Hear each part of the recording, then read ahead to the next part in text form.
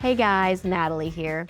In this video, you will learn how to present a sink repair or faucet replacement using the new flat rate. So when does this come up? Well, most of the time, this is what you were called out for, but sometimes you'll notice it while you're already on the job. For example, hey, while I was working in your bathroom, I noticed your faucet was dripping. Would you like me to take a look at that? Now, let's walk through what you do next. So first, you're going to open up your app and go into the plumbing module. From there, if it's in the bathroom, go to section PF. If it's in the kitchen, go to section PG. For this example though, let's just stick with the bathroom faucet. Now, are you repairing the faucet or replacing it? If it's a repair, you'll go to pages PF 47 through 51. These are different levels of faucet repair. This could be something like rebuilding the faucet, replacing internal components, or fixing a drip. If it's a replacement, you'll go to pages PF 4, 5, 11, or 12.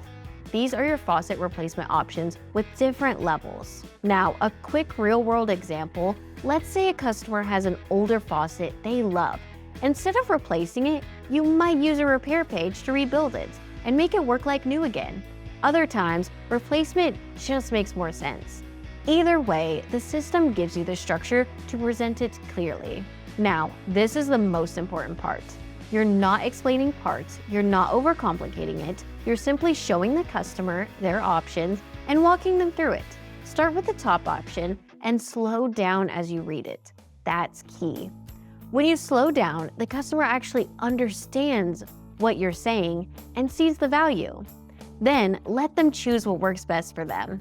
Once the customer chooses, you will know exactly what to do thanks to the technician handbook. If you're newer to the system, here's the easiest way to think about it. Open the right page, read the top option slowly, show all the options, and let the customer decide. And if you ever get stuck, that's what our field support line is for. If you want to understand why these menus are set up this way and why we don't focus on parts when presenting options, check out our video, How Menus Are Built at the New Flat Rate, where I break that down step by step. Thank you so much for watching another how-to video with the new flat rate. What should we do?